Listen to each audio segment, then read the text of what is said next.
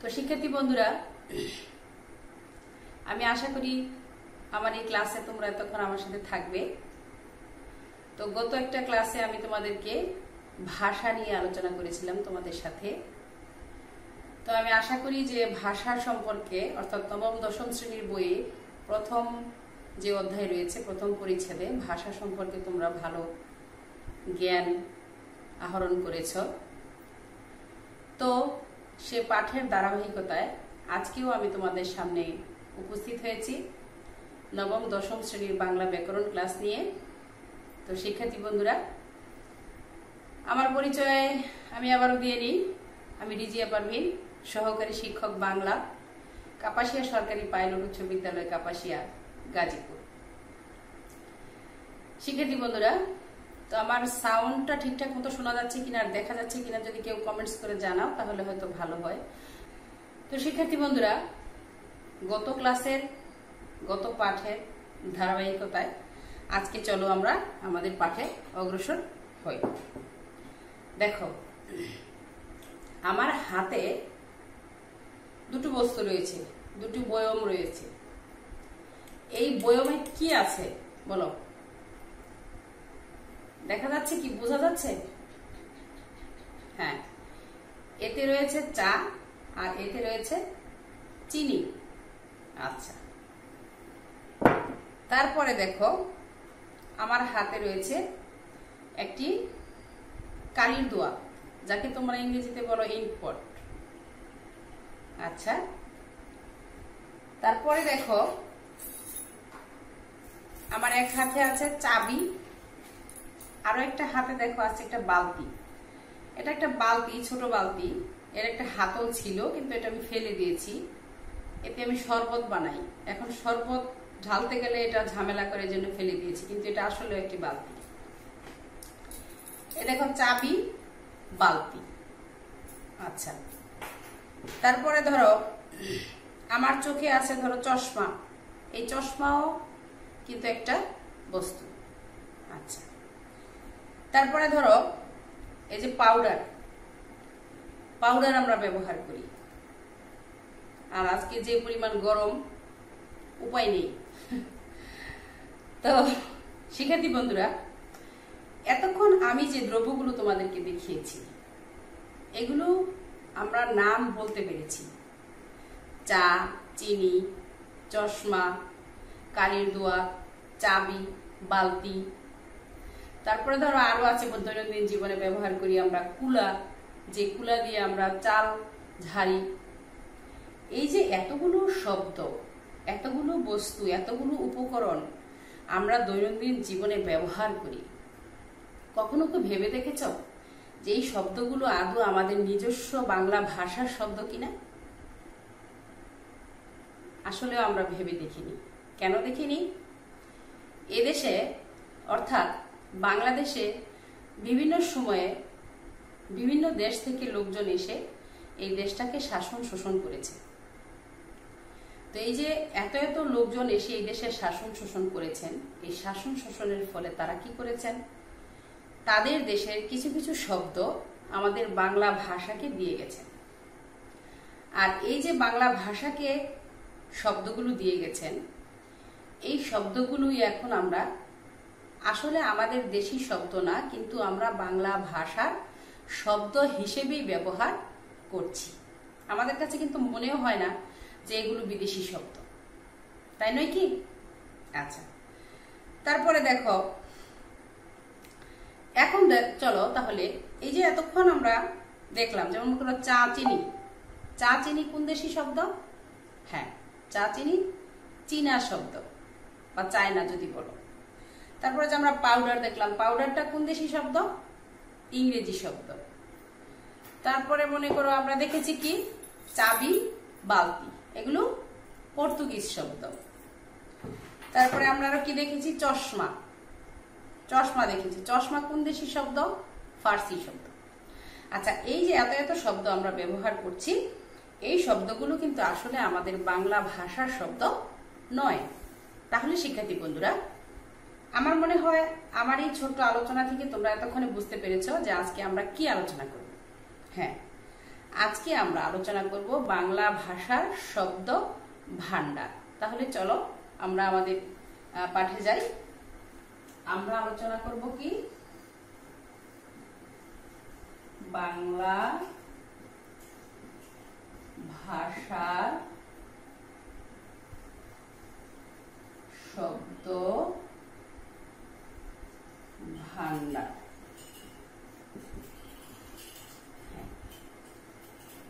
শিক্ষার্থী বন্ধুরা, তাহলে চলো সংক্ষেপে আমরা এই বাংলা ভাষার শব্দ ভান্ডার নিয়ে আলোচনা করি।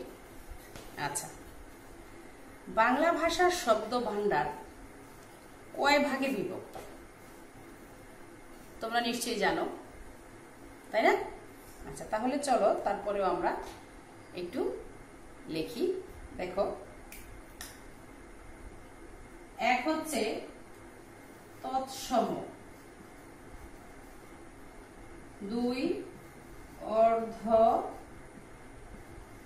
তৎসম, তিন হচ্ছে তদ্ভব, চার হচ্ছে দেশি, নম্বর 5 হচ্ছে বিদেশি। এই হচ্ছে মোটামুটি বাংলা ভাষার শব্দ ভান্ডারের প্রকার ভেদ। আচ্ছা, এখন তাহলে শিক্ষার্থী বন্ধুরা চলো আমরা আলোচনা করি বা দেখি আমরা কিভাবে চিনব শব্দগুলো।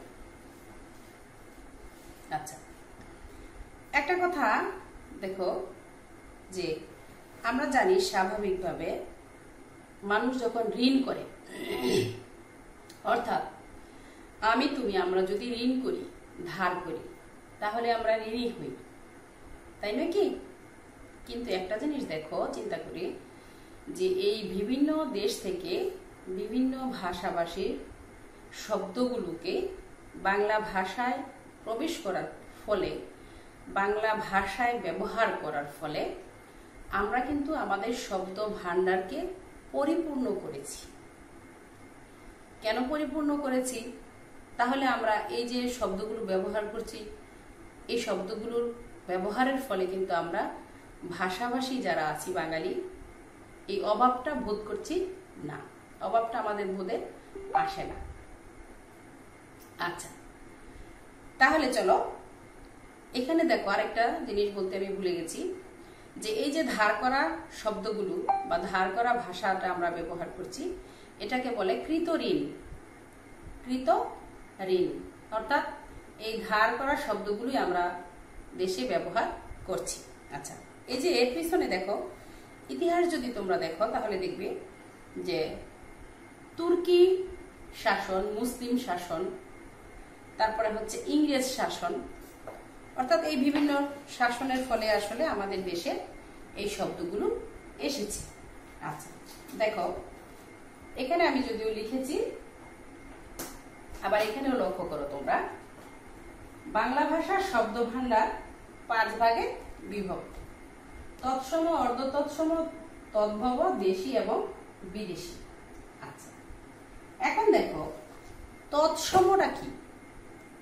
আমরা জানি বাংলা ভাষা সংস্কৃতের কন্যা, তাই না? 8ম শ্রেণীতে তোমরা পড়েছ, হুমায়ুন আজাদ স্যারের একটা প্রবন্ধ ছিল বাংলা ভাষার জন্মকথা, সেখানে এই বাংলা ভাষা সম্পর্কে বিস্তারিত লেখা ছিল। তৎসম হচ্ছে কি? তৎসম, তৎ মানে কি? দেখো, তৎ মানে হচ্ছে তা, আর এই সম শব্দের অর্থ হচ্ছে সমান। তাহলে কি দাঁড়ালো? তার সমান। তার সমান কার সমান? সংস্কৃতের সমান। ঠিক আছে?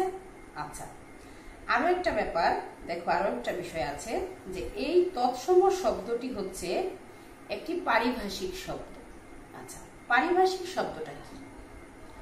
পারিভাষিক শব্দ হচ্ছে যে শব্দগুলো অন্য ভাষা, অন্য দেশ থেকে বা অন্য ভাষা থেকে বাংলা ভাষায় প্রবেশ করে এবং ভাবানুবাদকমূলক ভাবানুবাদমূলক প্রতিশব্দ তৈরি করে, বা ভাবানুবাদমূলক প্রতিশব্দকেই পারিভাষিক শব্দ বলে।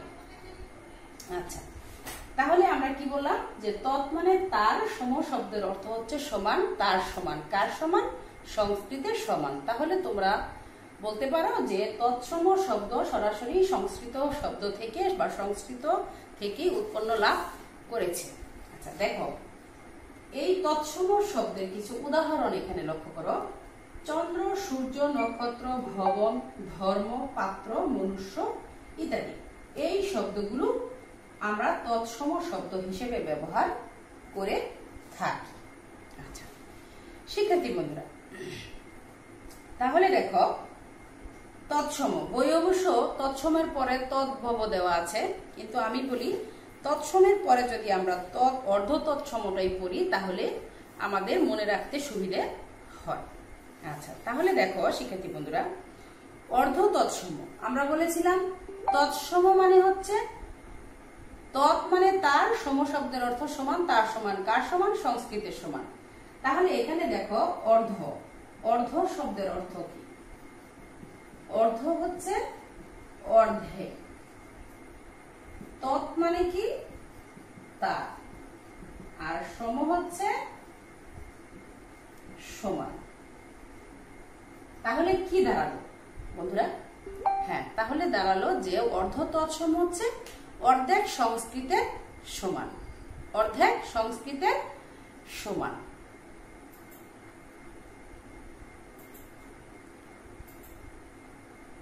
আচ্ছা এখন দেখো, এই যে অর্ধ তৎসম শব্দ, অর্ধ তৎসম শব্দগুলো আবার কিছুটা পরিবর্তন হয়ে হয়ে দেখো আসে। যেমন মনে করো অর্ধ তৎসমে কি আছে? জ্যোৎস্না, শ্রাদ্ধ, তারপরে কি আছে? গিন্নি, বৈষ্ণব, কুচ্ছি। আচ্ছা এই শব্দগুলো অর্ধ তৎসম। যে শব্দগুলো সংস্কৃতে ছিল জ্যোৎস্না, শ্রাদ্ধ, গৃহিণী, বৈষ্ণব, অর্থাৎ সংস্কৃতে ছিল জ্যোৎস্না, শ্রাদ্ধ, গৃহিণী, বৈষ্ণব, অর্ধ তৎসমে এসে চলে গেছে জ্যোৎস্না, শ্রাদ্ধ, গিন্নি, বৈষ্ণব এবং কুৎসিত। আর সংস্কৃতে কুৎসিতরা ছিল কুৎসিত। এই যে শব্দগুলো পরিবর্তন, এই পরিবর্তিত শব্দগুলি আসলে আমরা বাস্তব জীবনে ব্যবহার করে আসছি। আসলে বাস্তবে ক্লাসে থাকলে বা সামনাসামনি যখন আমরা ক্লাস করি তখন শিক্ষক এবং শিক্ষার্থী দুয়ের মধ্যে যে একটা মিথস্ক্রিয়া সৃষ্টি হয়, তার ফলে ক্লাসগুলো আরো অনেক প্রাণবন্ত হয়। কিন্তু এই অনলাইন ক্লাসে আমি আমার মতো করে একমুখী ক্লাস নিচ্ছি। আসলে এই জন্য আমার কাছে একটু মনে হয় যে তোমরা বুঝতে পারতেছো কিনা সেটা আমি বুঝতেও পারতেছি না। যদি একটু কমেন্টস করে কে জানাও তাহলেও ভালো হয়। আচ্ছা শিক্ষার্থী বন্ধুরা, তারপরে দেখো রয়েছে কি? তদ্ভব। আচ্ছা তদ্ভব, এই তদ্ভব শব্দটাকে তৎ মানে তার, আর ভব, ভব শব্দের অর্থ হচ্ছে উৎপন্ন। ভব শব্দের অর্থ কি? উৎপন্ন। আচ্ছা তার থেকে উৎপন্ন। আচ্ছা এই যে তদ্ভব শব্দটা, এই তদ্ভব শব্দটাকে আবার দেখো খাঁটি বাংলা শব্দও বলা হয়ে থাকে। তদ্ভবে তার, ভব উৎপন্ন, খাঁটি বাংলা শব্দও বলা হয়ে থাকে। কাকে? তদ্ভব শব্দকে। আচ্ছা দেখো, তদ্ভবে যখন আমরা হাত বলি, অর্থাৎ এই হাত, এই হাত সংস্কৃতে ছিল হস্ত, প্রাকৃতে হলো হত্ত।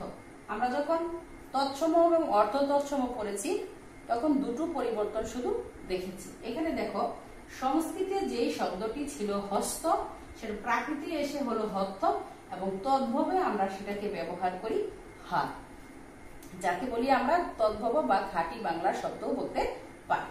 আচ্ছা আবার দেখো চর্মকার। চর্মকার, চর্ম আর ছিল প্রাকৃতে, তদ্ভবে আমরা এখন ব্যবহার করি কি? চামার। অবশ্য কেউ কেউ চর্মকার শব্দটি এখনো ব্যবহার করে থাকে। আচ্ছা এখন দেখো কি রইল বাকি আমাদের, দেশি এবং বিদেশি। হ্যাঁ, দেশি শব্দগুলো অনেক বেশি শব্দ নেই, দেশি শব্দ খুব বেশি একটা নেই, কারণ বাংলা ভাষা অন্যান্য ভাষা থেকে শব্দ ঋণ করে বাংলা ভাষার শব্দ ভান্ডারটা পরিপূর্ণ হয়েছে। আচ্ছা, তোমরা স্বাভাবিকভাবে দেখো যে কুলা আমরা ব্যবহার করি। দেখো বইও আরো দুই একটা শব্দ দেওয়া আছে, কুলা, গণ, চোঙা, টোপর, ডাগর। এই শব্দগুলোকে মূলত দেশি শব্দ বলা হয়ে থাকে, তবে বিদেশি শব্দ হচ্ছে অনেক বেশি। আচ্ছা, এবার দেখো, হ্যাঁ, দেশি শব্দের মধ্যে আরো দেখো, এখানে লক্ষ্য করো যে এই যে কুল ভাষা আমরা বলেছিলাম যে বিভিন্ন বিভিন্ন ভাষাভাষী আমাদের দেশে এসে অবস্থান করেছিলেন। তো কুল, মুন্ডা, তামিল, কুল, মুন্ডা, তামিল। কুল ভাষায় কুড়ি বলে, মুন্ডা ভাষায় পেট, তামিলে বলে চুলা। তাহলে কুড়িটা কি? 20। পেট কি? উদর। চুলা হচ্ছে কি? তাকে আমরা বলি উনুন। এগুলো হচ্ছে এই ভাষা থেকে আগত আসলে। আচ্ছা, এবার দেখো বাংলা ভাষায় যেটা হয়, কুলা, গণ, চোঙা, টোপর, ডাক, ডাগর, ঢেকি। এই শব্দগুলো তোমরা আমার মনে হয় সবাই কম বেশি জানো। আচ্ছা, আরো একটি শব্দ রয়েছে আমাদের আজকের এই আলোচনায়, সেটি হচ্ছে কি? বিদেশি শব্দ। কি শব্দ? বিদেশি শব্দ। এই বিদেশি শব্দের মধ্যে আছে, অর্থাৎ পাঠের শুরুতে আমি তোমাদেরকে কিছু উপকরণ দেখিয়েছিলাম। এই উপকরণগুলো মূলত আমাদের দেশি নেই, সবগুলি কিন্তু বিদেশি শব্দ। আচ্ছা, এর মধ্যে কি কি আছে দেখো। প্রথমে দেখো আছে আরবি, আরবি শব্দ আছে। তারপরে দেখো আছে 2 নম্বরে আছে ফার্সি, 3 নম্বরে খেয়াল করো 3-এ কি আছে? 3-এ আছে ইংরেজি,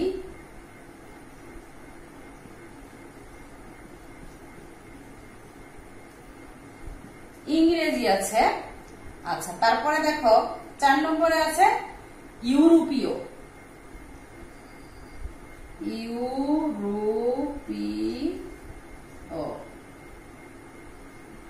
এবং 5 নম্বরে রয়েছে অন্যান্য ভাষা। এই অন্যান্য যে ভাষা আছে,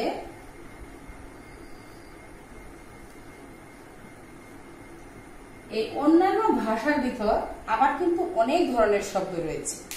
ইউরোপীয় শব্দের মধ্যে তোমার 3 ধরনের শব্দ রয়েছে, পর্তুগিজ, তারপর হচ্ছে ফরাসি, উলন্দাজ। আর অন্যান্য যে ভাষাভাষী বা অন্যান্য যে শব্দগুলো রয়েছে, এর মধ্যে বইয়ে তোমরা লক্ষ্য করলে দেখবে আছে গুজরাটি, পাঞ্জাবি, তুর্কি, চীনা, তারপরে আছে মায়ানমার, পার্শ্ববর্তী দেশ আমাদের, জাপান। মিশ্র শব্দ রয়েছে কিছু, পারিভাষিক শব্দ যেগুলো আমরা বলেছিলাম যে ভাবানুবাদকমূলক প্রতিশব্দ, যেমন ধরো অক্সিজেন, যাকে বলা হয় অম্লজান। তারপরে ধরো আছে রেডিও, যাকে আমরা বলি বেতার। আসলে আমরা বেতার বলি না, আমরা রেডিওটাই বলি, রেডিওটাই বেশি প্রচলিত এরকম।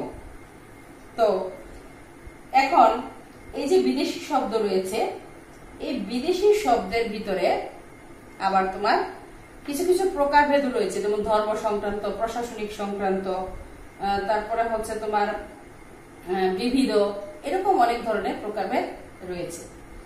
তো তোমাদের যে পাঠ্য বই রয়েছে 6 এবং 7 পৃষ্ঠা, এই 6 এবং 7 পৃষ্ঠায় লিখবে এই অন্যান্য শব্দগুলোর, অর্থাৎ বিদেশি শব্দের আরবি, ফার্সি, ইংরেজি, ইউরোপীয়, অন্যান্য ভাষা, এই ভাষার শব্দগুলো দেওয়া আছে।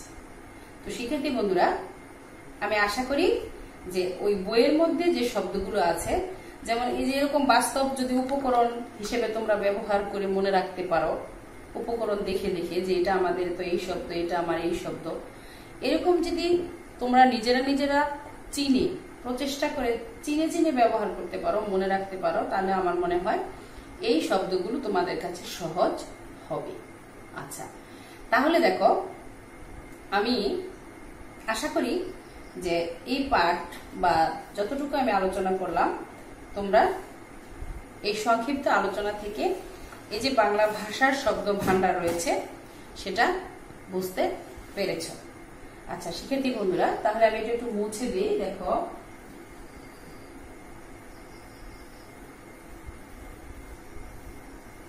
হ্যাঁ, এখন দেখো এখানে একটি বাড়ির কাজ আমি দিই তোমাদেরকে।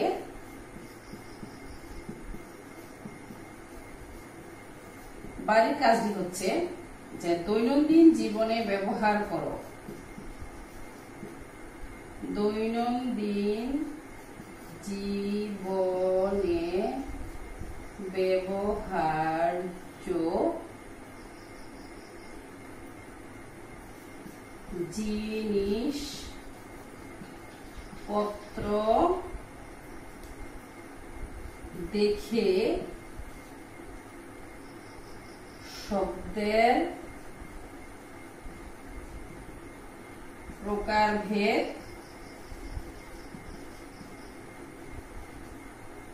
নির্ণয় করবে।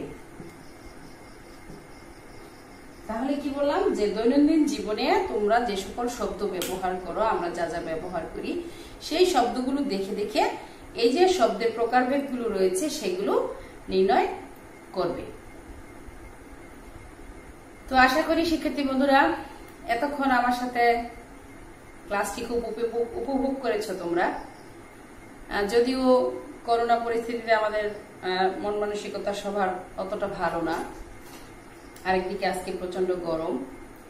তো যাই হোক, আমি সংক্ষিপ্ত আকারে পাঠটি তোমাদেরকে বোঝাবার চেষ্টা করেছি।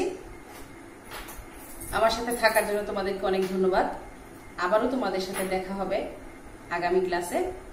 সেই নাগাদ ভালো থাকো, সুস্থ থাকো। আল্লাহ হাফেজ।